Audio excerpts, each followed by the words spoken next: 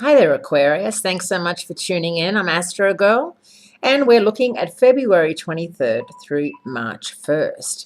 And what we're looking at is planetary activity in your third house of communication, of siblings, and of short journeys, with Mars, the planet of passion, and Venus, the goddess of love, both transiting that third house for the next month.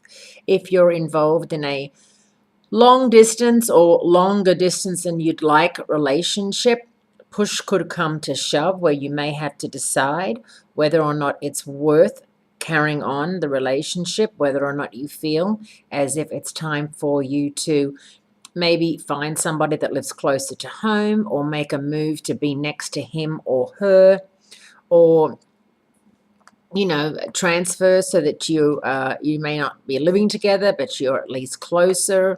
There's so many options there, and I always think that long distance relationships, although they say absence makes the heart grow fonder, it doesn't necessarily work that way, as many people will tell you. So this week, a lot of planetary activity. Mars and Venus are transiting Aries, and that's a new thing.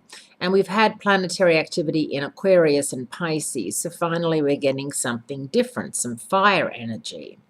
However, this week we have Mars and Venus trining Saturn, which is in Sagittarius, with Neptune's clouds drifting in front of the Sun.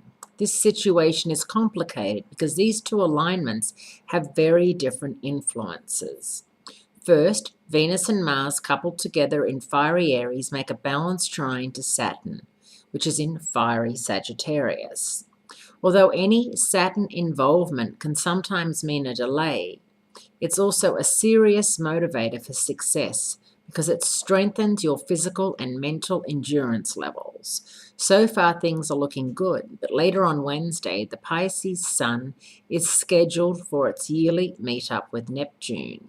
Although the Sun and Neptune only get together once a year for a short 2-day meeting, the influence of this combination can be significant if it happens on the same day you're trying to make an important decision.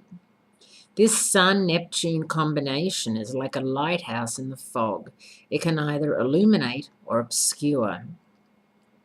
This doesn't mean you should stay inside and cover your head, but you might have to dig deep to see the light that lies ahead. Make a space to be alone and let intuition be your guide. If you get caught up in a do-or-die situation, take a tip from the Saturn trine and proceed with caution.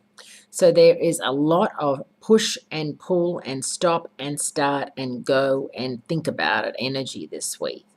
And it's important that with that planetary activity in Pisces, your second house of self-esteem and self-worth, that you're really watching your budget right now, and that you are realizing that the holidays are over and now it's time to start saving and be very careful because everyone spends too much money over the holidays. And how about, saving for something that you really want versus making, buying presents and spending money on going out and eating and all that sort of stuff. Whereas saving up for a fabulous trip or, an upgrade at home or an upgrade on your car, those sorts of things which have a much longer lasting effect. Have a great week, Aquarius. Great speaking to you, and I look forward to speaking to you again next week.